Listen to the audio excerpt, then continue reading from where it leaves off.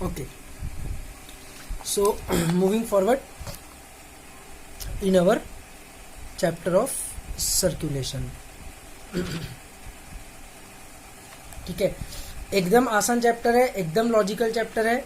ठीक है, कुछ भी याद नहीं रखना है, कुछ भी रट्टा नहीं मारना है. बस वो जो मैंने 8 पॉइंट्स लिखाए थे वही रट्टा मारना है. उसमें भी क्या ही रट्टा मारना है, वो भी याद हो ही जाता है ना. Left side oxygenated, right side deoxygenated, और जो blood vessels away from the heart जाएंगी वो आर्टरीज, जो blood vessels towards the heart आएगी वो वेन्स. ठीक है, एट्रिया कलेक्टिंग चेंबर और वेंट्रिकल्स पंपिंग चेंबर. ठीक है, लेफ्ट साइड ऑक्सीजनेटेड मतलब प्योर, राइट साइड डीऑक्सीजनेटेड मतलब इम्प्योर. और pulmonary circulation between heart and lungs and systemic circulation between heart and tissues. ठीक है, ध्यान से मेरी बात सुनेंगे. लंग्स से जो ऑक्सीजनेटेड ब्लड मतलब O2 रिच ब्लड, ठीक है, कहाँ आएगा? ऑफ कोर्स लेफ्ट साइड में आएगा. और कलेक्टिंग चेंबर कौन सा है? एट्रिया. तो किस में आएगा? एट्रिया में आएगा, एट्रियम में. कौन से एट्रियम में? लेफ्ट एट्रियम में, है ना. ऑब्वियसली कॉमन सेंस की चीज है. ठीक है, ये लेफ्ट एट्रियम से जाएगा लेफ्ट वेंट्रिकल में. ये लेफ्ट एट्रियम से जाएगा लेफ्ट वेंट्रिकल में. ठीक है, लेफ्ट वेंट्रिकल से ये पंप होगा ऑक्सीजनेटेड ब्लड. ठीक है, ध्यान से मेरी बात सुनेंगे. O2 rich blood. क्या सर, ये पिछले क्लास में यही तो बताया था, आगे पढ़ाऊंगा आगे, डोंट वरी. लेकिन रिवीजन करना बहुत जरूरी है. सर अभी रिवीजन की जरूरत नहीं है, अब वीडियोस रहते हैं, हमको कुछ नहीं समझा, भूल गए तो प्रीवियस वीडियो देख लेंगे. नहीं देखोगे तुम लोगों पे मेरे को पूरा भरोसा है. ठीक है, तुम लोग नहीं देखोगे, बाद में देख लेंगे, छोड़ना, एक लाइन नहीं समझी तो क्या फर्क पड़ता, ऐसा अपना एटीट्यूड है. तो मैं तो तुमको पकाऊंगा, बहुत बोर करूंगा, एक चीज बार बार बताऊंगा. So be ready to get bored. ठीक है, तो O2 रिच ब्लड लंग्स से लेफ्ट एट्रियम में आएगा. किसके थ्रू आएगा? तो ध्यान से एकदम बात सुनेंगे. लंग्स और हार्ट के बीच का सर्कुलेशन है तो पल्मोनरी, है ना. और टूवर्ड्स द हार्ट है मतलब वेन, है ना. तो इसमें क्या रहेगा? ऑफ कोर्स ऑक्सीजनेटेड ब्लड है, प्योर ब्लड है, तो वेन में प्योर ब्लड. तो तुम 10th में बोलते थे ना कि all the veins carry deoxygenated blood accept pulmonary vein, ऐसा बोलते हैं ना 10th स्टैंडर्ड में. तो उस हिसाब से अगर डेफिनेशन याद रखा तो बोलना पड़ता है. लेकिन ऐसा क्यों है अपने को पता है, क्योंकि बाकी जो टूवर्ड्स द हार्ट आएगा वो तो पूरे बॉडी से जो डीऑक्सीजनेटेड ब्लड आ रहा है राइट एट्रियम में वो आएगा, है ना. बाकी पूरे बॉडी से जो डीऑक्सीजनेटेड ब्लड आ रहा है वो आएगा हार्ट में. तो हार्ट की तरफ आने वाले ब्लड वेसल्स 99% केसेस में of course deoxygenated blood carry करेंगे. बस ये एक ही ऐसी टूवर्ड्स द हार्ट वाली ब्लड वेसल रहेगी जिसमें ऑक्सीजनेटेड ब्लड रहेगा. कॉमन सेंस की बात है. ठीक है, पर अपने को वो डेफिनेशन याद ही नहीं रखना है, अपने को ट्रू वाला रियल वाला डेफिनेशन याद रखना है. टूवर्ड्स द हार्ट मतलब वेन. ठीक है, तो इससे लेफ्ट एट्रियम में आया, लेफ्ट एट्रियम से ये गया लेफ्ट वेंट्रिकल में. वेंट्रिकल मतलब पंपिंग चेंबर या डिस्ट्रीब्यूटिंग चेंबर. तो ये कॉन्ट्रैक्ट होगा तो ब्लड इधर जाएगा, है ना. ये O2 रिच ब्लड किसके थ्रू? तो ये जाएगा थ्रू सिस्टमिक, क्योंकि सर्कुलेशन में अपन क्या बोल रहे थे, हार्ट और टिश्यूज के बीच का सर्कुलेशन मतलब सिस्टमिक सर्कुलेशन, है ना. तो इसको हम बोलेंगे सिस्टमिक एओर्टा. ठीक है, this is the largest artery in the body. इसको सिर्फ एओर्टा भी बोला जाता है. ठीक है, सिर्फ एओर्टा अगर बोला तो समझ जाने का सिस्टमिक एओर्टा की बात चल रही है. ठीक है, अब ये जाएगा टिश्यूज के पास, ऑर्गन्स के पास, है ना. ऑर्गन्स में जो टिश्यूज है, ऑर्गन सिस्टम में जो ऑर्गन्स है, ऑर्गन्स में जो टिश्यूज है, टिश्यूज में जो सेल्स है, बराबर है. तो जैसे जैसे अपन छोटे छोटे लेवल पे ऑर्गन सिस्टम से ऑर्गन के लेवल पे, ऑर्गन से टिश्यू के लेवल पे टिश्यू से एक एक इंडिविजुअल सेल के लेवल पे आएंगे तो एक एक इंडिविजुअल सेल बहुत ही ज्यादा छोटे साइज का होता है, तो ब्लड वेसल को भी अपने को उतना छोटा करते जाना पड़ेगा। तो ये जो एओर्टा है ये फर्दर स्प्लिट होगा into arteries, arteries will further split into arterioles, arterioles will further split into capillaries. और मैंने बताया था एक कैपिलरी अपने हेयर के डायमीटर से भी कम डायमीटर, इतनी पतली पतली होती है ताकि एक एक इंडिविजुअल सेल के कांटेक्ट में वो कैपिलरीज आते जा सके, है ना, बराबर है। अब देखो इंडिविजुअल सेल्स जो है वो तो एकदम छोटी छोटी है, इंडिविजुअल सेल्स एकदम छोटी छोटी है, ऑफ कोर्स उतना छोटा तो मैं बना भी नहीं सकता, ऐसी ऐसी इंडिविजुअल सेल्स है ना। ऐसे इंडिविजुअल सेल्स ने एक दूसरे के साथ एक दूसरे के कांटेक्ट में रह के बेसमेंट मेम्ब्रेन से अटैच रहते हैं ये एक दूसरे को, इपिथेलियल सेल्स, याद होगा अपने को स्ट्रक्चरल ऑर्गेनाइजेशन में अपन बोलते हैं बेसमेंट मेम्ब्रेन से अटैच रहता है करके। और ह्यूमन हेल्थ एंड डिजीज में अपन बोलते हैं कि कैंसर में क्या होता है, तो बेसमेंट मेम्ब्रेन गायब हो जाता है, बेसमेंट मेम्ब्रेन डिसॉल्व हो जाता है, इसलिए ये जो सेल्स है ट्यूमर की वो फिर ब्लड में एंटर कर पाती है, ऐसा अपन बोलते हैं ना, कैंसर में मेटास्टेसिस होता है तब, ठीक है। तो बेसमेंट मेम्ब्रेन के मदद से, कोलेजन के मदद से ये सेल्स एक दूसरे को अटैच रहती है, उनके बीच बीच में छोटी छोटी इंटर सेलुलर स्पेसेस है, इंटर मतलब दो सेल्स के बीच में, तो कैपिलरीज इतनी पतली रहती है कि वो इंटर सेलुलर स्पेसेस में ऐसी ऐसी जाएगी, ऐसी कैपिलरीज पूरी वो इंटर सेलुलर स्पेसेस में फैलेगी, इतना ऐसा पूरा एक्सटेंसिव नेटवर्क रहता है कैपिलरीज का, ठीक है। वो दो सेल्स के बीच में जो स्पेस है वहां पर वो कैपिलरीज पतली पतली पतली पतली एकदम जाएगी, ठीक है। इसको ये अपन जूम करते हैं, इसको जूम करने के बाद अपने को क्या दिखेगा कि एक सेल है और उसके कांटेक्ट में कैपिलरी आ रही है, ठीक है। किसकी कैपिलरी, ये जो एओर्टा है ये ब्रांच हुआ इनटू आर्टरी, है ना, एओर्टा ब्रांच हुआ इनटू डिफरेंट आर्टरीज, एक एक ऑर्गन की तरफ जाने वाली अलग अलग आर्टरी का नाम रहेगा। जैसे जो आर्टरी किडनी की तरफ जाएगी उसको बोलेंगे renal artery, renal is the adjective of kidney. जो आर्टरी ऑक्सीजनेटेड ब्लड लेकर डायफ्रा की तरफ जाएगी, डायफ्रागम वाला डायफ्रा, उसको बोलेंगे फ्रेनिक आर्टरी, ठीक है। जो आर्टरी दिमाग के तरफ जाएगी, ब्रेन के तरफ, उसको बोलेंगे कैरोटीड आर्टरी, कैरोटीड आर्टरी, ठीक है। नेक में दिखती है ये, सीआईडी वगैरह जैसे सीरियल जो होते हैं या जो थ्रिलर वगैरह मूवीज होती है उसमें देखा होगा तुमने, कोई मर गया है कि जिंदा है चेक करने के लिए उसके गर्दन को ऐसे 2 उंगलियां लगाते हैं, ठीक है। या फिर इधर भी पल्स अपन चेक करते हैं ना रिस्ट में, वैसा ही उधर भी चेक करते हैं गर्दन के पास, क्यों, क्योंकि गर्दन में जो रहती है वो कैरोटिड आर्टरी रहती है, बराबर है। ये रिस्ट में जो आर्टरी दिख रही है जिसको बॉलीवुड मूवीज वाले काट देते हैं सुसाइड करने के लिए, पर जिससे सुसाइड करना ऑफकोर्स पॉसिबल नहीं है ना, क्योंकि ब्लड क्लॉट हो जाएगा, पूरा ब्लड बॉडी का बाहर थोड़ी निकल जाएगा, हाँ थोड़ा ज्यादा प्रेशर से निकलेगा, ज्यादा फोर्स से निकलेगा क्योंकि आर्टरी में वेन के कंपैरिजन में प्रेशर ज्यादा रहता है, इसलिए, बाकी और कुछ नहीं, तो मरेगा नहीं आदमी ऑफकोर्स। तो ये जो है ये रेडियस और अल्ना 2 बोन्स है ना यहाँ पर, तो रेडियस नाम के बोन के अराउंड है वो आर्टरी, रेडियस नाम के बोन के पास है, रेडियस का एडजेक्टिव रेडियल, तो उसको अपन बोलेंगे रेडियल आर्टरी, है ना। तो इसी अलग अलग प्रकार की आर्टरीज है, ब्रेन की तरफ जाने वाली कैरोटीड, किडनी की तरफ जाने वाली रीनल, उंगलियों में जाने वाली, हाथों में जाने वाली रेडियल, डायफ्राम में जाने वाली फ्रेनिक, ऐसे अलग अलग आर्टरीज के नाम है, उसमें कुछ इशू नहीं है अपने को, ठीक है। तो aorta will split into arteries, arteries will split into arterioles, arterioles will split into capillaries, और कैपिलरीज इतनी पतले पतले रहेंगे कि वो इंडिविजुअल सेल्स के कांटेक्ट में आएंगे। तो ये जो ऑक्सीजनेटेड ब्लड है ये बेसिकली यही तो ब्लड ऐसा डिवाइड हो के सेल्स के पास पहुंचा, तो इस ब्लड में बहुत सारा O2 है, और सेल ने क्या किया है C6H12O6 के साथ ऑक्सीजन को रिएक्ट करवा के CO2 बना दिया है, तो सेल में CO2 ज्यादा है, everything flows from higher concentration to lower concentration, तो टिश्यूज के पास क्या होगा, ऑर्गन्स में क्या होगा, ये जो CO2 है ये ब्लड में आ जाएगा और जो O2 है वो सेल में चले जाएगा, तो सेल को नया ऑक्सीजन मिल जाएगा, फिर से C6H12O6 प्लस 6O2 करने के लिए, और CO2 जो है वो ब्लड में आ जाएगा, बराबर है। अब एक कैपिलरीज सेल्स में से, ऐसे टिश्यूज में से बाहर निकलेगी, और कैपिलरीज ऐसे बाहर निकल के मर्ज हो जाएगी, है ना। अब ये टूवर्ड्स द हार्ट जाने वाली है, इसलिए इसको अभी अपन मर्ज होने के बाद आर्टीरियल नहीं बोलेंगे, इसको अपन बोलेंगे वेन्यूल। ठीक है, फिर ऐसे बहुत सारे वेन्यूल्स फ्यूज होके बनेगी वेन्स, है ना।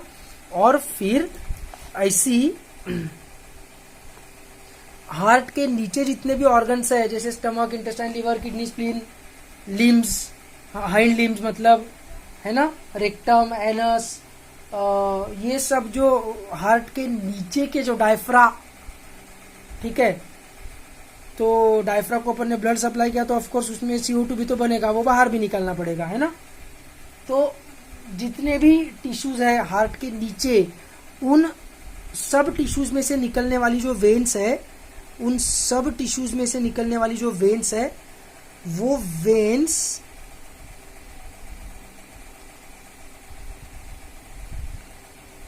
वेन्स राइट एट्रियम में आके फ्यूज हो जाएगी।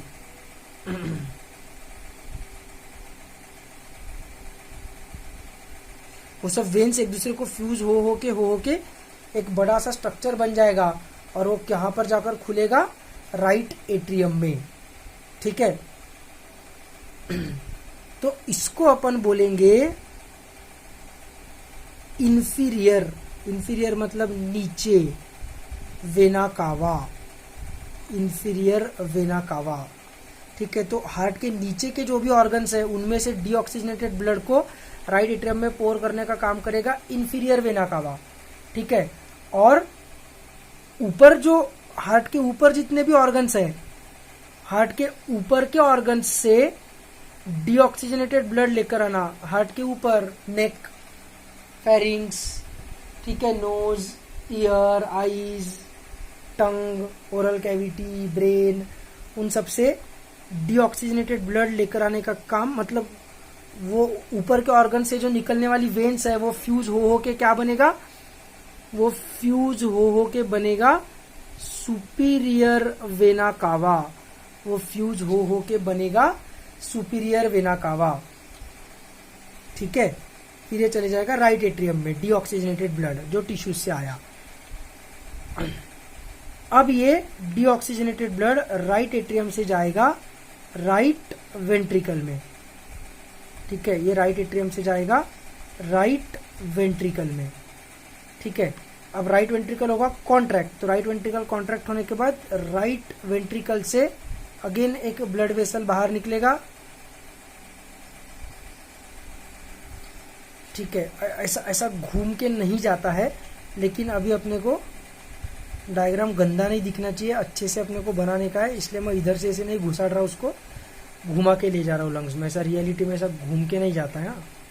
रियलिटी में वैसे ये सिस्टमिक एओर्टा भी ऐसा लेफ्ट वेंट्रिकल के साथ नीचे से नहीं निकलता है, इधर से निकलता है, और इधर से निकल के ऐसा ऊपर जाता है, ऊपर की तरफ जाता है, और फिर ऊपर जाके ऐसा पूरे बॉडी में फैलता है।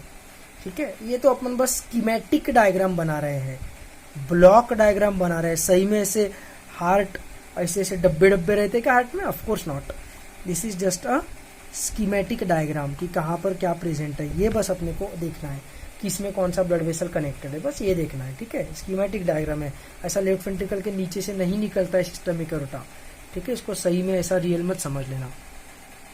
तो ये राइट वेंट्रिकल से डीऑक्सीजनेटेड ब्लड है ना, मतलब CO2 रिच ब्लड जो राइट वेंट्रिकल में आया, टिश्यूज ऑर्गन में से जो CO2 रिच ब्लड था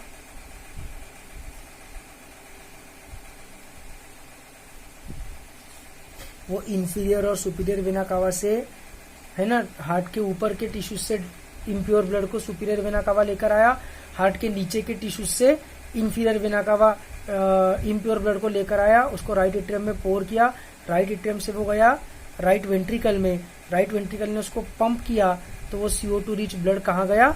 लंग्स के तरफ गया। बराबर है, तो ये किसके थ्रू जा रहा है?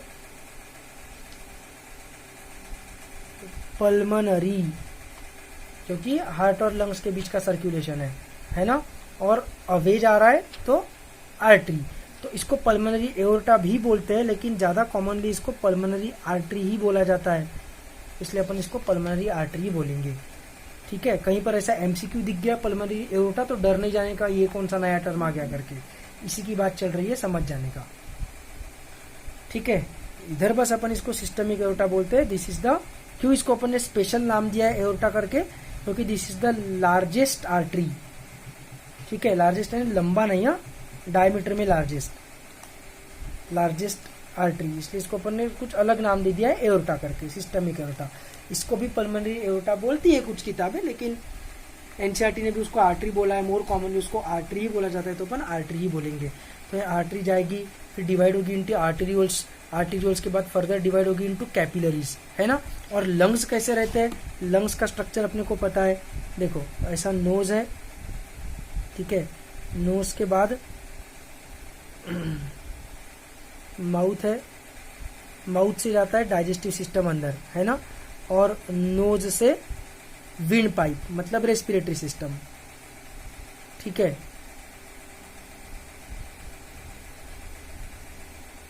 क्या गंदा बनाया मैंने, ची ची ची ची।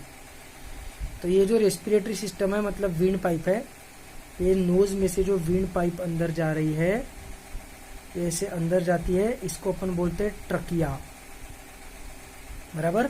ये ट्रकिया मतलब विंड पाइप डिवाइड होती है into bronchi, left and right bronchus, bronchi का सिंगुलर है ब्रोंकस। फिर ये जो ब्रोंकाई है, ये जो ब्रोंकाई है, ये फर्दर डिवाइड होते हैं इनटू ब्रोंक्यूल्स। तो सबसे पहले आएगा प्राइमरी ब्रोंक्यूल, है ना, फिर उसके बाद आएगा सेकेंडरी ब्रोंक्यूल, फिर उसके बाद आएगा टर्शरी ब्रोंक्यूल्स, लोबार ब्रोंक्यूल्स वगैरह याद होगा, मैंने गाइडेंस से लिखवाया था तुमको, है ना। ऐसा करते करते रेस्पिरेटरी पोर्शन आ जाता है, रेस्पिरेटरी ब्रोंक्यूल्स, और एंड में ऐसा ऐसा करते करते करते करते एंड में क्या आ जाता है, वो इतने पतले पतले हो जाते हैं ये डक्ट्स, ट्रकिया मोटा, उससे ये पतला, उससे ये पतला, उससे ये पतला, फिर इससे जो ब्रांचेस बनेगी वो और पतली, फिर इससे जो ब्रांचेस बनेगी वो और पतली, ऐसा पतला पतला पतला पतला होते जाएगा, उसका डायमीटर कम होते जाएगा। और इसका एंड कहाँ पर होता है, तो ऐसा एल्वियोलर डक्ट और उसको लगे हुए एकदम पतले एल्वियोलर सैक्स, एकदम पतले एल्वियोलर सैक्स या एल्वियोला है। ठीक है, तो ये एल्वियोलर सैक्स को भी अपन जूम करते हैं, जैसा इधर हुआ था वैसे उसके एग्जैक्टली अपोजिट होगा। ठीक है, कि ऐसा एल्वियोलस है, इसके कांटेक्ट में कैपिलरीज आएगी। किसकी कैपिलरीज, तो ये जो पल्मोनरी आर्टरी है, इसके जो ब्रांचेस रहेंगे मतलब आर्टेरियोल्स, उसके फर्दर ब्रांचेस मतलब कैपिलरीज। तो इसमें क्या है, O2 रिच ब्लड है, सॉरी CO2 रिच ब्लड है ना। तो ये CO2 रिच ब्लड आएगा एक एक इंडिविजुअल एल्वियोलस के कांटेक्ट में। मैंने breathing and exchange of gases में एक डेटा बताया था, इफ यू रिमेम्बर, गाइडेंस से पढ़ के, कि अपन जो क्लासरूम में बैठे थे रूम नंबर 3 में, ठीक है, तो रूम नंबर 3 में, वो रूम नंबर 3 का जितना एरिया है उतना नियरली स्क्वायर, मतलब उतना सरफेस एरिया अप्रोक्सीमेटली रहता है, और उतने सरफेस एरिया में गाइटन में एक डेटा दिया था, अभी एग्जैक्ट डेटा याद नहीं, बहुत ही कम अमाउंट ऑफ ब्लड, कुछ तो भी 20 ml ऑफ ब्लड वगैरह उतने सरफेस एरिया में अप्रोक्सीमेटली फैलता है। मतलब अगर ये जो एल्वियोला, एक एल्वियोला का जितना सरफेस एरिया है, ठीक है, उतना ऐसा सब एल्वियोला को अगर अपन ने सरफेस एरिया को ऐड किया तो इट केम टू बी कितने तो भी स्क्वायर मीटर, अच्छा खासा स्क्वायर मीटर आ रहा था वो, है ना। और उतने स्क्वायर मीटर के सरफेस एरिया में कुछ तो भी सिर्फ 20 ml ब्लड वगैरह पर यूनिट टाइम आता है, ऐसा उसमें लिखा था। तो सरफेस एरिया बहुत ज़्यादा रहता है और ब्लड बहुत कम आता है, तो बहुत फैलने को जगह मिलती है ब्लड को, और अच्छे से एक्सचेंज ऑफ गैसेस करने को समय मिलता है ना। तो इसमें कुछ बायोलॉजी का तो रोल नहीं है, तो पूरा फिजिक्स का रोल है। ठीक है, ये जो अपन ने एयर ब्रीथ किया, तो ये ट्रकिया से ब्रोंकाई में, ब्रोंकाई से ब्रोंकियोल में, ब्रोंकियोल से secondary bronchiole, tertiary bronchiole, lobar bronchiole, respiratory bronchiole, alveola, ऐसा करते करते करते करते वो एयर आई। तो इस एयर में ऑक्सीजन रिच एयर रहेगी, ये सिर्फ ऑक्सीजन अपन ब्रीथ नहीं करेंगे, लेकिन अब एयर में ऑक्सीजन है 21%, तो इसलिए वो ऑक्सीजन रिच एयर रहेगी। और ये जो ब्लड इसके पास आया है CO2 रिच रहेगा, तो फिजिक्स CO2 एल्वियोलाई में जाएगा और ऑक्सीजन ब्लड में आएगा। देखो टिश्यूज के पास एग्जैक्टली उल्टा हुआ था, टिश्यूज में ब्लड के अंदर CO2 आ गया था टिश्यूज के पास, है ना, और लंग्स में क्या हो रहा है, ब्लड के अंदर ऑक्सीजन आ रहा है। तो टिश्यूज से जब ब्लड बाहर निकला तो वो CO2 रिच होकर बाहर निकला था, है ना, टिश्यूज से जब बाहर निकला तब। और लंग्स से जब बाहर निकलेगा तो O2 रिच होकर बाहर निकलेगा, लंग्स से बाहर निकलेगा तब। और कहाँ जाएगा, तो ऑफकोर्स कलेक्टिंग चैम्बर तो एट्रियम है, तो एट्रियम में जाएगा।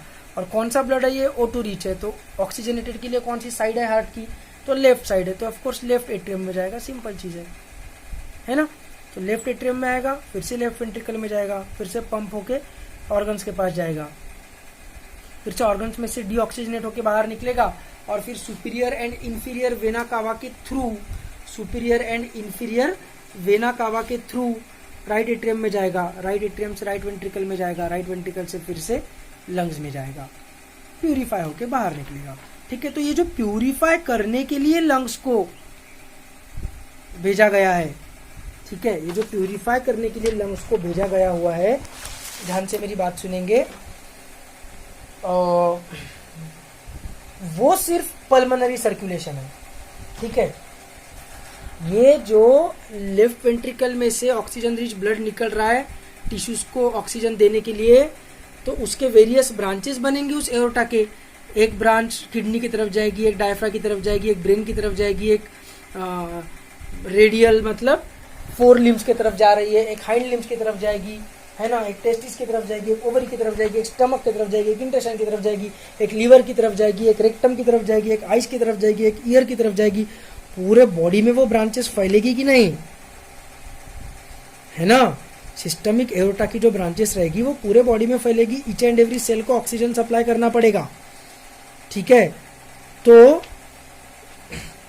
वो ऑक्सीजन सप्लाई का जो काम है, वो ऑक्सीजन अपने को लंग्स को भी सप्लाई करना पड़ेगा और हार्ट को भी सप्लाई करना पड़ेगा, हार्ट के मसल्स को। सबसे इंपॉर्टेंट है हार्ट के मसल्स को ऑक्सीजन सप्लाई करना। एक बार का ब्रेन को ऑक्सीजन सप्लाई कम हो गया ना तो भी चल जाएगा, क्या हो जाएगा, ब्रेन बेहोश हो जाएगा। और क्या होगा, बेहोश हो जाएंगे अपन, कोमा में चले जाएंगे अपन लगे तो। लेकिन हार्ट को अगर 1 मिनट के लिए भी ऑक्सीजन सप्लाई नहीं हुआ, हार्ट के मसल्स अगर प्रॉपर C6H12O6+6O2 नहीं कर पाए, हार्ट के मसल्स अगर 38 ATPs नहीं तैयार कर पाए, तो कॉन्ट्रैक्शन के लिए एनर्जी कहां से आएगी, मसल कॉन्ट्रैक्शन याद है ना। एक्टिन और मायोसिन एक दूसरे को अटैच होते हैं, क्यों अटैच होते हैं एक दूसरे को, क्योंकि मायोसिन के ऊपर की जो एक्टिन बाइंडिंग साइट है वो एक्टिवेट हो जाती है। क्यों एक्टिवेट होती है एक्टिन बाइंडिंग साइट, क्योंकि मायोसिन पे जो एटीपी है वो हाइड्रोलाइज होता है, एटीपी का हाइड्रोलाइसिस जरूरी है ना, तभी तो एक्टिन अटैच होगा मायोसिन के ऊपर, और उसी हाइड्रोलाइसिस की एनर्जी से ही तो मायोसिन कॉन्ट्रैक्ट करता है। तो एक्टिन उसके ऊपर अटैच रहता है और उसी एनर्जी से मायोसिन कॉन्ट्रैक्ट करता है, तो उसके ऊपर अटैच्ड जो एक्टिन है वो भी खींच जाता है साथ में, तो कॉन्ट्रैक्ट होता है मसल का, जेड लाइन पास आ जाती है, जी लाइन, सार्कोमियर कॉन्ट्रैक्ट होता है ना। ठीक है, the I band contracts whereas the A band remains the same। तो एनर्जी चाहिए ना मसल कॉन्ट्रैक्शन के लिए, तो हार्ट के मसल्स को भी तो एनर्जी चाहिए, हार्ट के मसल्स को भी एनर्जी चाहिए। कंटिन्यूअसली अगर उनको एनर्जी नहीं मिली तो वो कॉन्ट्रैक्ट नहीं होंगे, वो कॉन्ट्रैक्ट नहीं हुए तो ब्लड फ्लो नहीं होगा, अपने बॉडी के टिश्यूज को ऑक्सीजन रिच ब्लड ही नहीं मिलेगा, डीऑक्सीजनेटेड ब्लड लंग्स के पास जा ही नहीं पाएगा प्यूरिफाई होने के लिए, क्योंकि वेंट्रिकल्स कॉन्ट्रैक्ट नहीं होंगे, वेंट्रिकल के मसल्स, तो वो कॉन्ट्रैक्शन अगर नहीं हुआ तो अपनी पूरी बॉडी को ऑक्सीजन नहीं मिलेगा, अपन मर जाएंगे with in a minute. Heart attack में होता क्या है, वही तो होता है हार्ट अटैक में। ठीक है, तो ये सिस्टमिक एओर्टा से जो ब्लड निकल रहा है, सिस्टमिक एओर्टा से जो ब्लड निकल रहा है, वो सिस्टमिक एओर्टा स्प्लिट होगा इनटू वेरियस आर्टरीज, तो अलग अलग ऑर्गन के पास एक एक ब्रांच जाएगी, तो उसमें से एक ब्रांच लंग्स के पास भी जाएगी और एक ब्रांच हार्ट के पास भी जाएगी। ठीक है, तो यहाँ पर मेरे को तुमको दो चीज़ें बतानी है कि एक तो लंग्स के पास जो ब्रांच जाएगी उसको तुम पल्मोनरी सर्कुलेशन नहीं बोलोगे, उसको तुम पल्मोनरी सर्कुलेशन नहीं बोलोगे। ठीक है, उसको तुम सिस्टमिक सर्कुलेशन ही बोलोगे, क्योंकि लंग्स के पास, लंग्स का जो काम है वो काम करने के लिए जा रहा है क्या? अरे लंग्स का काम है प्यूरिफाई करना ब्लड को, ब्लड में से CO2 निकलना और ऑक्सीजन उसमें डाल देना, वो काम ही है लंग्स का, एल्वियोलाई का। पर ये जो लेफ्ट वेंट्रिकल में से सिस्टमिक एओर्टा का एक ब्रांच जो लंग्स के पास जा रही है, वो क्यों जा रही है? क्योंकि लंग्स में सिर्फ एल्वियोलाई में नहीं है ना, लंग्स में ट्रकिया है, ब्रोंकाई है, ब्रोंकियोल्स है। ठीक है, लंग्स में डस्ट सेल्स है विच आर द मैक्रोफाजेस और सोल्जर्स, WBCs ऑफ लंग्स। ठीक है, अपन ने जब breathing and exchange of gases देखा था तब अपन ने लंग्स के अदर फंक्शंस भी देखे थे, मैंने तुमको लिखवाए भी थे, एक्सेसरी फंक्शंस ऑफ लंग्स। तो उसमें भी डस्ट सेल्स का नाम आया था, इफ यू रिमेंबर। वो फाइब्रोसिस कर लेते हैं, पूरा घेर लेते हैं, कोई अगर मेटल पार्टिकल वगैरह अंदर आ गया तो एस्बेस्टॉस का वगैरह, या कोल माइनर्स के लंग्स में जो कोल के पार्टिकल जाते हैं उसके अराउंड डस्ट सेल्स पूरे उसको घेर लेते हैं। डिस्ट्रॉय तो कर नहीं पाते उसके लाइसोसोम्स उसको, क्योंकि वो कोई ऑर्गेनिक मॉलिक्यूल नहीं है डिस्ट्रॉय कर पाने के लिए, है ना। एस्बेस्टॉस हो गया, सिलिका हो गया, ये कोई ऑर्गेनिक मॉलिक्यूल ना होने के कारण उसको लाइसोसोम्स तोड़ तो नहीं पाते, लेकिन फिर डस्ट सेल्स क्या करती है, उसको पूरा घेर लेती है ना। फिर म्यूकस सिक्रेटिंग सेल्स भी रहती है लंग्स में, सिर्फ एल्वियोलाई थोड़ी है यार लंग्स में, बाकी भी तो चीजें हैं, उनको ऑक्सीजन सप्लाई करना पड़ेगा ना। तो ऑफ कोर्स सिस्टमिक एओर्टा की जैसे ब्रांचेस बन बन के एक एक ऑर्गन की तरफ जा रही है, तो वैसे एक ऑर्गन लंग्स के पास, एक ब्रांच लंग्स के पास भी जाएगा। क्यों जाएगा? ब्लड को प्यूरिफाई करवाने के लिए नहीं, वहां पे लंग्स में जो सेल्स है उनको ऑक्सीजन सप्लाई करने के लिए। तो इवन दो वो लंग्स के पास जा रहा है और वो रहेगा सिस्टमिक सर्कुलेशन ही। ठीक है, ध्यान से मेरी बात सुनो। म्यूनिसिपल कॉरपोरेशन का जो वाटर प्यूरिफिकेशन यूनिट रहेगा उसमें कौन सा पानी आएगा? उसमें खराब पानी आएगा, है ना। फिर म्यूनिसिपल कॉरपोरेशन के वाटर प्यूरिफिकेशन यूनिट में उस वाटर को प्यूरिफाई किया जाएगा और फिर वो वाटर पूरे मतलब एक बड़ी सी पाइपलाइन से वो प्यूरिफाइड वाटर बाहर निकलेगा।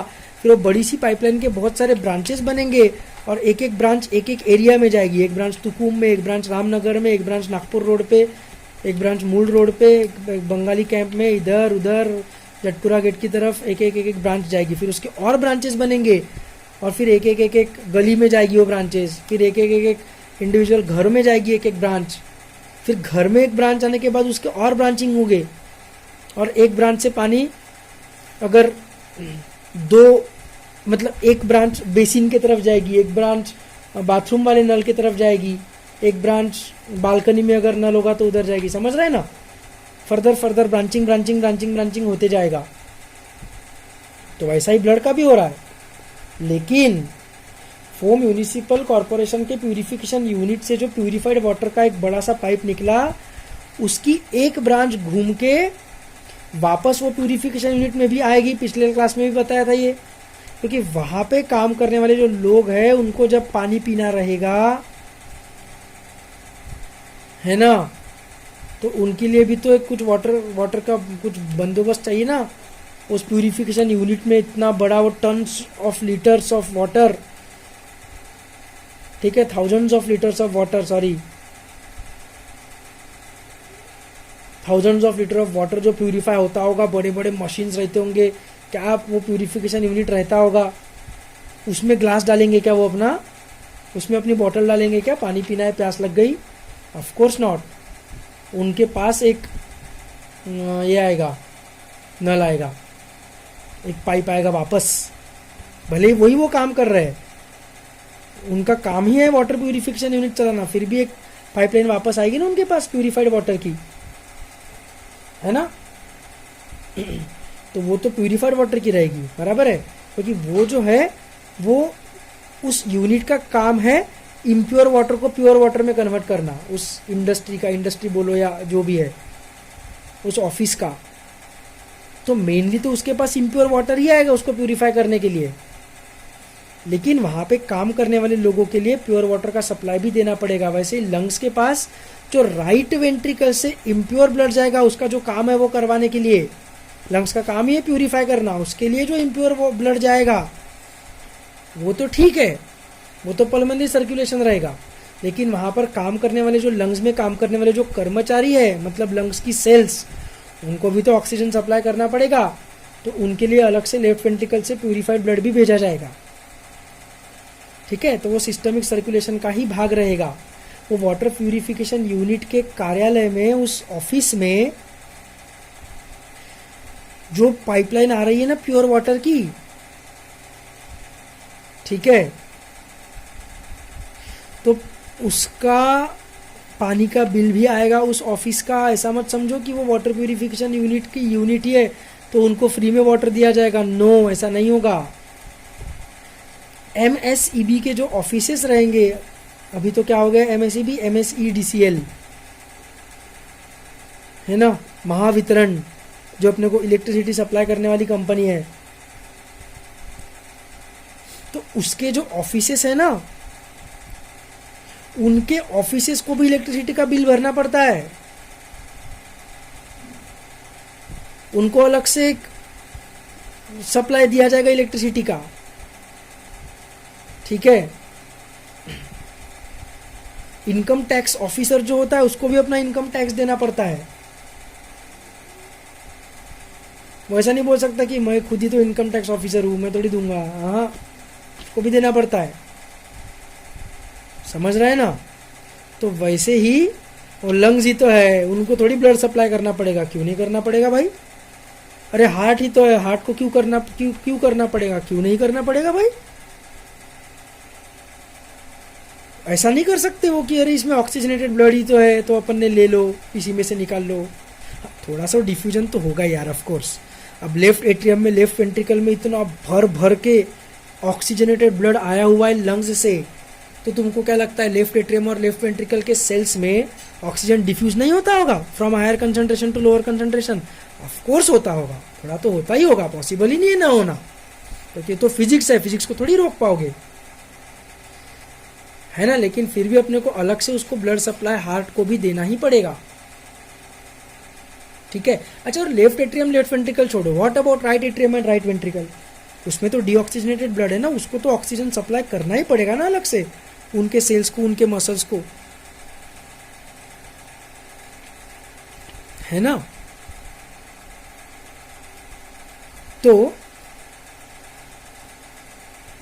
मेरा मेन मुद्दा ये है कि लेफ्ट वेंट्रिकल से जो सिस्टमिक एओर्टा निकल रहा है, उसकी जो अलग अलग आर्टरीज बन रही है, ब्रांचेस बन रही है, वो एक एक ऑर्गन की तरफ जाएगी, एक एक branch, renal artery, hepatic artery, phrenic artery, carotid artery, है ना, रेडियल आर्टरी, ब्रेकियल आर्टरी, ठीक है। ब्रेकियल आर्टरी इधर जाती है, शोल्डर्स की तरफ जाती है, फिर शायद ब्रेकियल आर्टरी का ही वो ब्रांचिंग है रेडियल आर्टरी शायद। फिर एक सीलियक आर्टरी रहती है जो नीचे की तरफ जाती है, एक इलियक आर्टरी रहती है जो इलियम इस्चियम प्यूबिस जो रहता है कॉक्सा में, पेल्विक गर्डल के, उसको ब्लड सप्लाई करने वाली इलियक आर्टरी है। तो एओर्टा जो है उसके ब्रांचेस बन के एक एक पोर्शन की तरफ एक एक आर्टरी जाएगी, है ना। पता है मेरे को, बार बार एक ही चीज बोल रहा हूं मैं, आई नो, लेकिन जरूरी है। तो वैसे ही एक ब्रांच लंग्स के तरफ भी जाएगी और वैसे ही एक ब्रांच हार्ट के तरफ भी जाएगी, हार्ट के सेल्स को ब्लड सप्लाई करने के लिए। तो हार्ट की तरफ जो एओर्टा की ब्रांच जा रही है, वापस हार्ट में से निकला और एक ब्रांच बन के वापस हार्ट के मसल्स को ही ब्लड सप्लाई किया जा रहा है। तो हार्ट के मसल्स को ब्लड सप्लाई करने वाली जो आर्टरी होती है ना, उसको बोलते हैं कोरोनरी आर्टरी। उसको बोलते हैं कोरोनरी आर्टरी।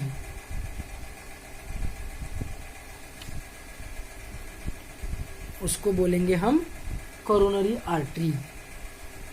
ठीक है, इसको प्लीज कैरोटिड आर्टरी से कंफ्यूज नहीं करना है। कैरोटिड आर्टरी ब्रेन की तरफ जाएगी। कोरोनरी आर्टरी मतलब एओर्टा के वो ब्रांचेस जो वापस हार्ट की तरफ जाते हैं, हार्ट के मसल्स को ब्लड सप्लाई करने के लिए। कोरोनरी और कैरोटिड में अपने को कंफ्यूज नहीं करना है।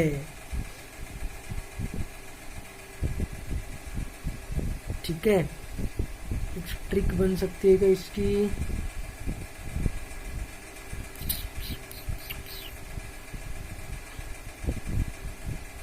मेरे को तो कुछ ट्रिक दिमाग में नहीं आ रही, तुम लोगों को कुछ, वैसे मेरे को तो याद ही है, तुमको भी हो ही जाना चाहिए क्या है इसमें, लेकिन तुम लोगों पे मेरे को भरोसा है, तुम कंफ्यूजन कर सकते हो। किसी को कुछ ट्रिक दिमाग में आई तो ग्रुप पे डाल देना, ठीक है, या मेरे को पर्सनल मैसेज कर देना, मैं ग्रुप पे डाल दूंगा। Coronary artery oxygenated blood supply करेगी हार्ट की तरफ, carotid artery oxygenated blood supply करेगी ब्रेन की तरफ। बिल्कुल भी ये कहाँ पे दिखेगी अपने को? नेक में दिखेगी क्लियरली। जो अपन जो डेड है कि जिंदा है इंसान चेक करने के लिए नेक पे जो अपन उंगली लगाते हैं, that is actually carotid artery. दो रहेगी, एक लेफ्ट साइड में एक राइट साइड में। ठीक है,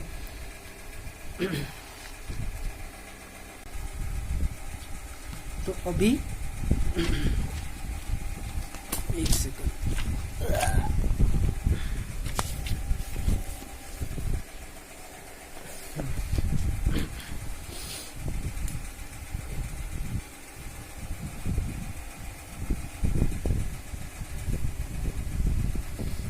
ये पढ़ लेंगे।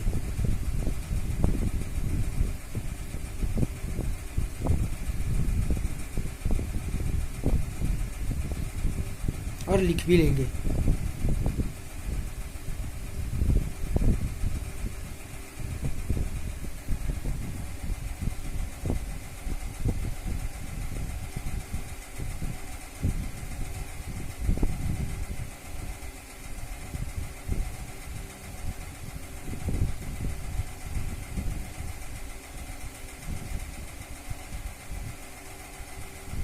ठीक है, समझा भी दूंगा मैं वो, डोंट वरी। अभी तो फिलहाल अपन आते हैं हार्ट के स्ट्रक्चर की तरफ। देखो मैंने क्या बनाया है, मैंने स्कीमेटिक डायग्राम बनाया है। ठीक है, रियल डायग्राम ये देख देख कर बनाने के अलावा मेरे पास और कोई ऑप्शन नहीं है, मैं बिना देखे तो बना नहीं सकता। वैसे है आसानी, लेकिन मेरे में उतना टैलेंट नहीं है, इसे ज़्यादा कुछ डिफिकल्ट नहीं है बनाने को। ठीक है, तुमको तो बनाना ही है, ऑफकोर्स तुमको होमवर्क तो मिलने ही वाला है, क्योंकि बोर्ड में है ये चैप्टर, तो अपने को डायग्राम्स आने चाहिए। अभी 2020 का जो बोर्ड का पेपर हुआ है बायो का, उसमें काफ़ी डायग्राम बेस्ड क्वेश्चंस आए थे। ठीक है, डायग्राम्स अपने को जो बोर्ड के बुक में दिए उतने बनाना आने चाहिए।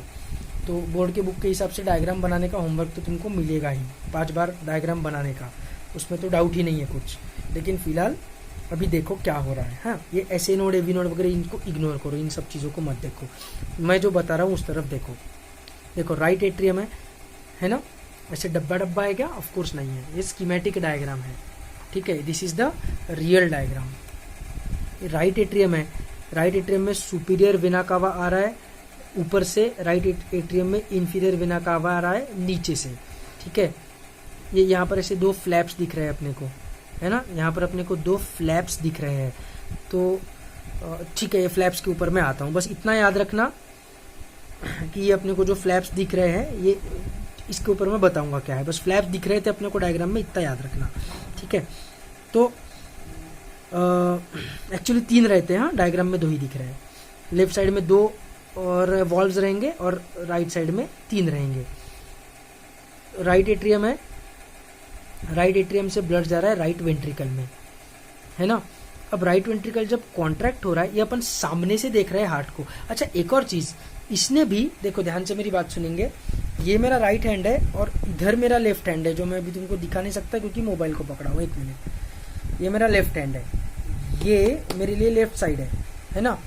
और ये मेरे लिए राइट साइड है, तो मैंने इधर राइट लिखना चाहिए, इधर लेफ्ट लिखना चाहिए, पर इधर लेफ्ट लिखा है और इधर राइट लिखा है, उल्टा किया हुआ है ना। ऐसा ही मैंने भी किया हुआ है अपने डायग्राम में। तो ऐसा क्यों किया हुआ है? तो स्वाभाविक सी चीज़ है कि हार्ट कैसे फंक्शन करता है ये मेरे को कैसे पता चला, तो ये किताबें पढ़ के, है ना। जिसने किताब लिखी उसने क्या पढ़ के लिखी, उसने क्या बेसिस पे लिखी, तो इसके पहले जो साइंटिस्ट लोगों ने किताब लिखी थी उसने वो किताबें पढ़ के अब ये किताब लिखी है जो मैं तुमको दिखा रहा हूँ, है ना।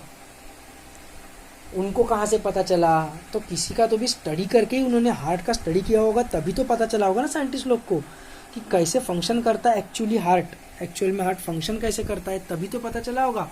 तो उन्होंने स्टडी कैसे किया होगा? उन्होंने स्टडी किया होगा एक डेड बॉडी का, डेड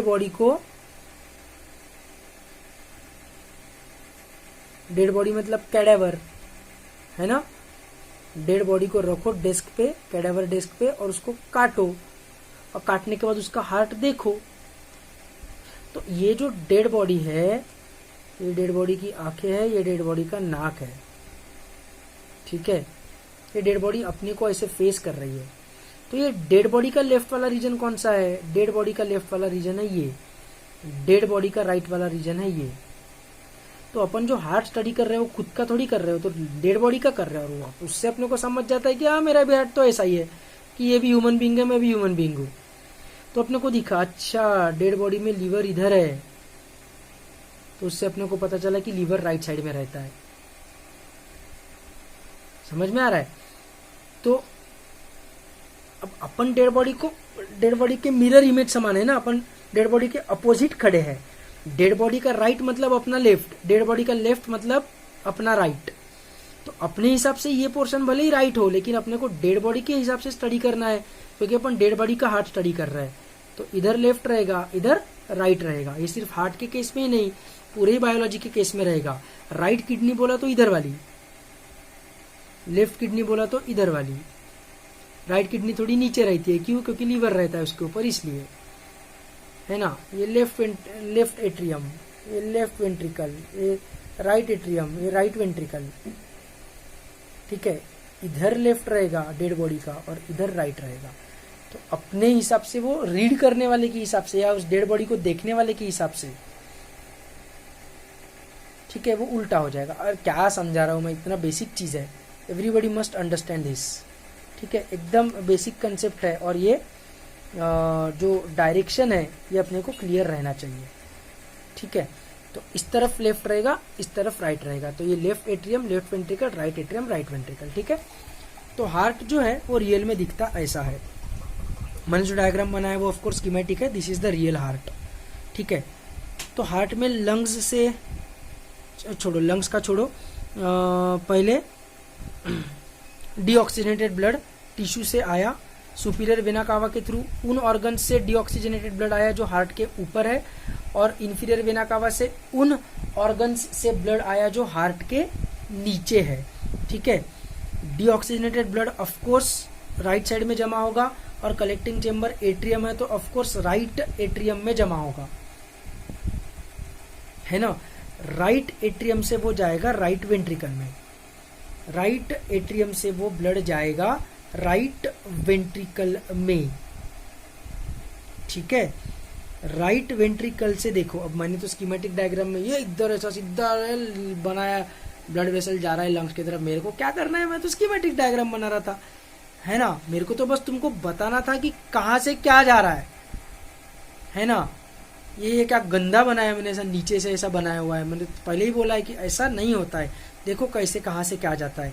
राइट वेंट्रिकल से जो पल्मोनरी आर्टरी है वो देखो कहां से निकलती है, ये है पल्मोनरी आर्टरी, ऐसे इस तरफ जा रही है, इस तरफ ऐसे इधर, है ना। ये कई पल्मोनरी आर्टरी, इसके दो ब्रांचेस क्यों हुए? स्वाभाविक बात है, एक जाएगा राइट लंग में, एक जाएगा लेफ्ट लंग में प्यूरिफाई होने के लिए,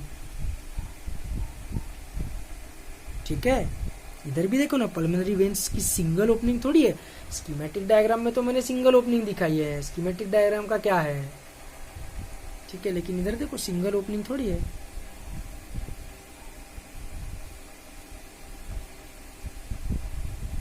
ठीक है, this concept is clear I guess. तो राइट वेंट्रिकल में से निकली पल्मोनरी, क्योंकि लंग्स के पास जाने वाला इसलिए पल्मोनरी, और बाहर जा रहा है इसलिए artery, only artery which carries deoxygenated blood. एक और आर्टरी है जो डीऑक्सीजनेटेड ब्लड कैरी करती है, रिप्रोडक्टिव सिस्टम में बताऊंगा। ठीक है, ये जाएगी लेफ्ट लंग में, ये जाएगी राइट लंग में, है ना। अब लंग्स में जाने के बाद ऐसे इधर लंग्स है सपोज इधर, तो ये ऐसा गया राइट लंग में, ये गया लेफ्ट लंग में, और फिर लंग्स में से प्यूरिफाई होके बाहर निकला। लंग्स में से प्यूरिफाई होके oxygenated blood of course left side में आएगा, और कलेक्टिंग चैम्बर है लेफ्ट एट्रियम, तो लेफ्ट एट्रियम में ऑक्सीजनेटेड ब्लड आ गया, है ना। लंग्स और हार्ट के बीच का है इसलिए पल्मोनरी, और टूवर्ड्स द हार्ट जा रहा है इसलिए पल्मोनरी वेन, पर ऑफ कोर्स ऑक्सीजनेटेड ब्लड आ रहा है, तो only when which carries oxygenated blood. तो पल्मोनरी वेन के थ्रू ऑक्सीजनेटेड ब्लड आ गया लेफ्ट एट्रियम में, ठीक है, वो ब्लड आ गया लेफ्ट एट्रियम में। लेफ्ट एट्रियम से वो ब्लड जाएगा लेफ्ट वेंट्रिकल में। देखो यहाँ पर भी अपने को ये ऐसे कस्प्स दिख रहे हैं, वॉल्व्स दिख रही है, ठीक है। तो यहां से ये ब्लड जाएगा लेफ्ट वेंट्रिकल में, ठीक है। अब लेफ्ट वेंट्रिकल जब कॉन्ट्रैक्ट करेगा, ध्यान से समझो, लेफ्ट वेंट्रिकल जब कॉन्ट्रैक्ट करेगा तो एओर्टा के थ्रू, सिस्टमिक एओर्टा के थ्रू ब्लड जाएगा टिश्यूज के पास। तो वो ब्लड जो जाएगा टिश्यूज के पास, ध्यान से एकदम मेरी बात सुनेंगे, ब्लड जो टिश्यूज के पास जाएगा वो लेफ्ट वेंट्रिकल में से जाएगा। तुम बोलोगे क्या सर इसका ओरिजिन तो लेफ्ट एट्रियम में ही होते हुए दिख रहा है, क्या बोल रहे हो आप। हाँ, लेफ्ट एट्रियम में बिल्कुल उसका ओरिजिन नहीं है। ये जो ये बाउंड्री दिख रही है ना सिस्टमिक एओर्टा की, ये इधर है एक बाउंड्री, ये इधर, और ये इधर है, इधर हल्का सा इधर देखो एक रेड कलर का अपने को ये दिख रहा है ना, जैसा इधर है ये रेड, वैसा इधर भी अपने को एक रेड दिख रहा है। तो ये जो एओर्टा है, ये एओर्टा बुक के बाहर है, ठीक है। 2 डायमेंशनल डायग्राम होने के कारण ऐसे लग रहा है कि लेफ्ट एट्रियम के बाजू में है। नहीं नहीं नहीं नहीं, लेफ्ट एट्रियम के बाजू में नहीं है, लेफ्ट एट्रियम के बाहर है ऐसा। और उसका ओरिजिन कहाँ पर है, तो लेफ्ट वेंट्रिकल में है। ये थोड़ा ऐसा और नीचे आएगा, ऐसा और थोड़ा नीचे। तो वेंट्रिकल जब कॉन्ट्रैक्ट होगा तो ब्लड जाएगा एओर्टा में, ठीक है। अब एओर्टा को देखो, एओर्टा ऐसा निकला, ये बनी इसकी 3 ब्रांचेस, ठीक है। एओर्टा निकलने के बाद ये बनी इसकी एओर्टा की 3 ब्रांचेस, और फिर मेन एओर्टा ऐसा नीचे चलेगा। फिर ये मेन एओर्टा ऐसा नीचे जाके किडनी के पास और हाइंड लिम्स के पास, इलियाक आर्टरी बोला ना, जो इलियम इस्चियम प्यूबिस वाले इलियम को ब्लड फ्लो करते हैं, वो सब ilium artery, iliac artery, renal artery, वो सब बनेगा, हेपेटिक आर्टरी वो सब बनेगा, ठीक है। दिस ये जो ऐसा आर्क बन रहा है ना, आर्क झुक रहा है ना वो एओर्टा, तो इस रीजन को बोलते हैं एओर्टिक आर्क, इस रीजन को बोलते हैं एओर्टिक आर्क। और ये ऐसा घूम के सीधा नीचे जाएगा बॉडी में। 3 ब्रांचेस कहाँ जाएगी बताऊंगा, ठीक है। अभी उसका दिमाग मत लगाओ, अभी बस ये सोचो कि राइट एट्रियम से ब्लड राइट वेंट्रिकल में गया, राइट वेंट्रिकल से देखो डायमेंशन देख लो, ये देखो ये राइट वेंट्रिकल भी ऐसा बुक के बाहर है ना, बाहर है। मतलब ये जो पोर्शन है, ये जो सिस्टमिक एओर्टा है, ये पल्मोनरी आर्टरी के पीछे है। ये जो ब्लू कलर की पल्मोनरी आर्टरी है, ये इस रेड कलर के सिस्टमिक एओर्टा के बाहर है, ऊपर है ना।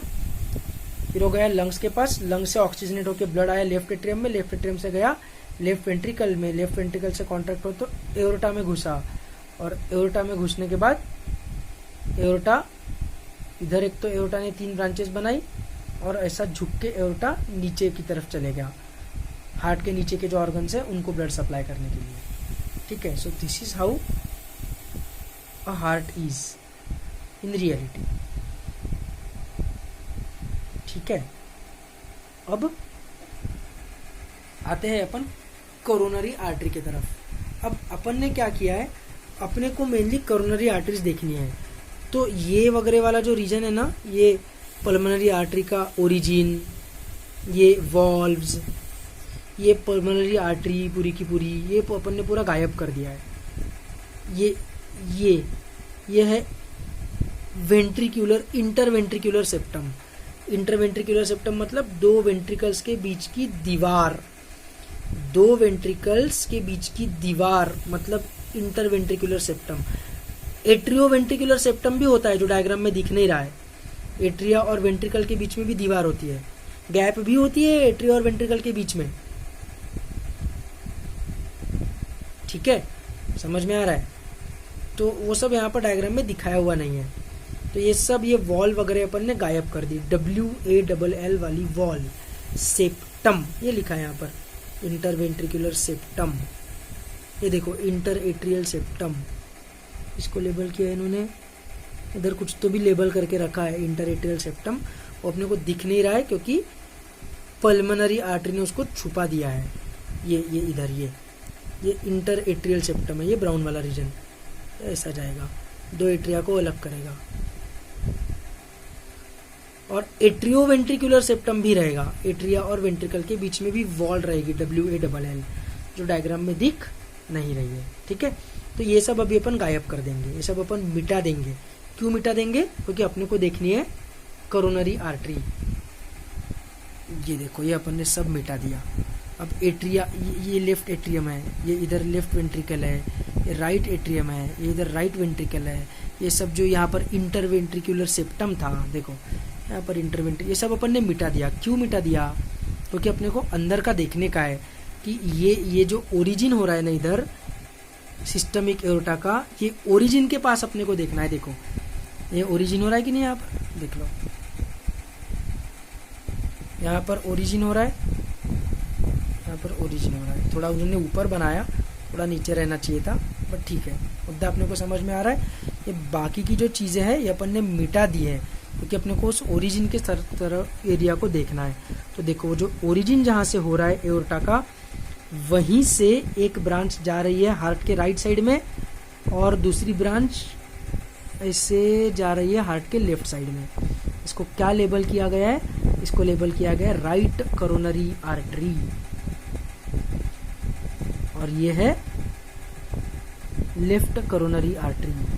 तो एओर्टा के ओरिजिन में ही उसके दो ब्रांचेस हो जाते हैं। एक ब्रांच लेफ्ट की तरफ फैलती है हार्ट में, उसको बोलते हैं लेफ्ट कोरोनरी आर्टरी, और दूसरे को बोलते हैं राइट कोरोनरी आर्टरी। ठीक है, और बाकी बचा हुआ एओर्टा क्या करेगा? बाकी बचा हुआ एओर्टा ऐसा ऊपर जाएगा। ऊपर जाने के बाद उसके 3 ब्रांचेस बनेगी। अपन ने वैसे इस हार्ट को ना थोड़ा सा टिल्ट भी किया है ऐसा।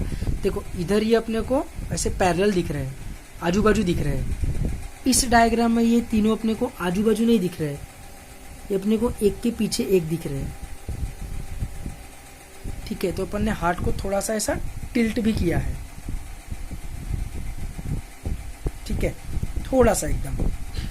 तो एओर्टा जहां से शुरू होगा सिस्टमिक एओर्टा, वहीं पर उसके शुरू में ही एक राइट कोरोनरी आर्टरी और एक लेफ्ट कोरोनरी आर्टरी बनेगी जो हार्ट के मसल्स को ब्लड सप्लाई करेगी। ठीक है,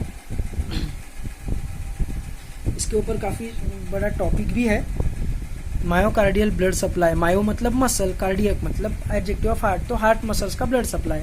थोड़ा सा पढ़ लेता हूँ।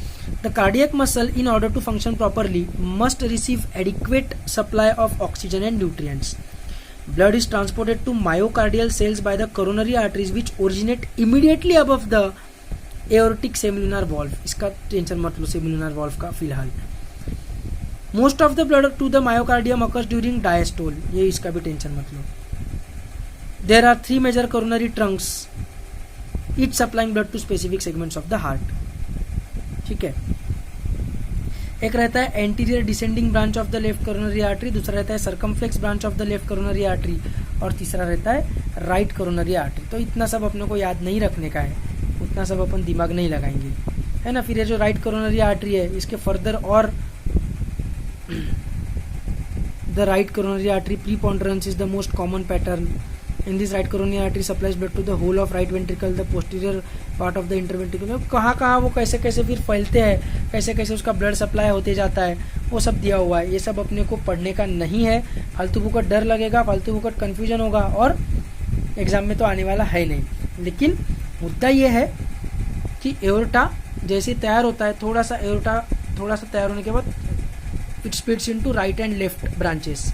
राइट ब्रांचेस देखो और फर्दर डिवाइड हो रही है, लेफ्ट वाली ब्रांचेस भी और फर्दर डिवाइड हो रही है।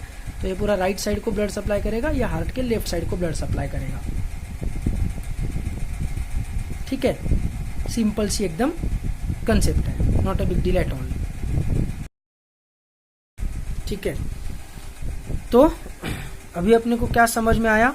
अभी अपने को ये समझ में आया कि एओर्टा जैसे तैयार होता है, एओर्टा जैसे तैयार होता है, तैयार होने के बाद right coronary artery which further branches, left coronary artery which further branches.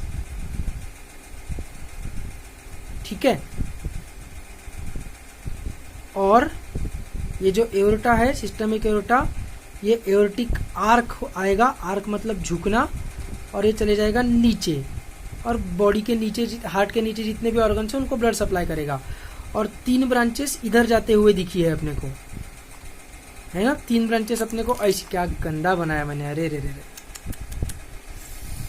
छी छी छी छी छी, अच्छा बना तो। 3 ब्रांचेस अपने को ऐसी जाती हुई दिखी, एओर्टिक आर्क, एओर्टा तो ऐसा झुक गया और ये चले गया हार्ट के नीचे जो ऑर्गन्स है उनके तरफ। ठीक है, और एओर्टा जहां पर ओरिजिनेट हुआ लेफ्ट वेंट्रिकल के ऊपर वाले रीजन में, वहीं पे ओरिजिनेट होने के बाद थोड़े देर के बाद left coronary artery, right coronary artery बन गई। ये राइट साइड ऑफ हार्ट को ब्लड सप्लाई करने लगी, ये लेफ्ट साइड ऑफ हार्ट को ब्लड सप्लाई करने लगी, है ना। ये जो 3 टुकड़े हैं इसके, इनका क्या होता है, तो ये वाला जो है, ये वाला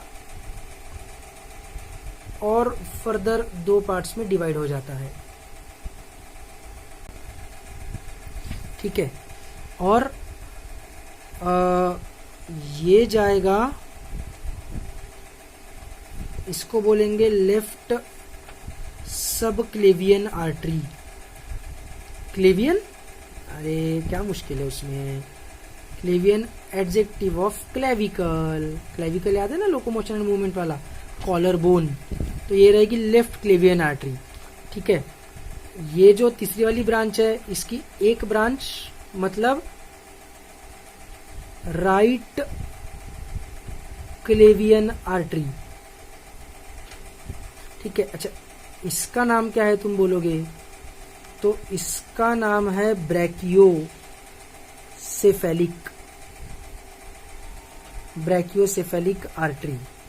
सेफेलॉन मतलब ब्रेन, सेफेलॉन मतलब ब्रेन, है ना। तो ब्रैकियोसेफेलिक क्यों, क्योंकि ये जो आर्टरी है, ये जो मेन वाला जो एक टुकड़ा है, ये जो ब्रांच है, इसको ब्रैकियोसेफेलिक क्यों बोला है, क्योंकि ब्रैकियो, ठीक है, एक इसका पार्ट जा रहा है क्लेविकल की तरफ, राइट क्लेवियन आर्टरी, फिर वो हाथों में वगैरह, राइट हैंड में ये रेडियल आर्टरी वगैरह बनेगी आगे जाकर, उसके फर्दर ब्रांचेस बन के। ठीक है, और दूसरी इसकी ब्रांच जा रही है सेफेलॉन मतलब ब्रेन, ब्रेन की तरफ। तो इसको हम बोलेंगे, क्या हो गया, इसको अपन बोलेंगे कैरोटिड आर्टरी। कैरोटिड याद है ना, राइट कैरोटिड आर्टरी जो ब्रेन की तरफ जाएगी। और ये जो है, ये रहेगी सीधा सीधा लेफ्ट कैरोटिड आर्टरी। ठीक है, तो लेफ्ट वेंट्रिकल में जो एओर्टा, सिस्टमिक एओर्टा ओरिजिनेट हो रहा है, उसके ओरिजिनेट होते बराबर तुरंत right and left coronary arteries, जो हार्ट के ही ब्लड मसल्स को ब्लड सप्लाई करेगा, बचा हुआ एओर्टा जाएगा, एओर्टिक आर्क बना के नीचे चले जाएगा। लेकिन एओर्टिक आर्क जब वो बनाएगा तब उससे 3 ब्रांचेस निकलेगी। एक ब्रांच रहेगी ब्रैकियोसेफेलिक आर्टरी, दूसरी रहेगी लेफ्ट कैरोटिड आर्टरी, तीसरी रहेगी लेफ्ट सब क्लेवियन artery. क्लेवियन is the adjective of clavicle, सब मतलब नीचे। ठीक है, फिर सबसे राइट साइड में जो ब्रैकियोसेफेलिक आर्टरी है उसमें ब्रैकियोसेफेलिक 2 वर्ड्स है, तो उसके 2 ब्रांचेस बनेंगी, एक जाएगा राइट क्लीवियन आर्टरी और दूसरा जाएगा right carotid and left carotid. ये लेफ्ट साइड ऑफ नेक में रहेगा, या राइट साइड ऑफ नेक में रहेगा, और ये जाएगी ब्रेन के तरफ, टुवर्ड्स ब्रेन।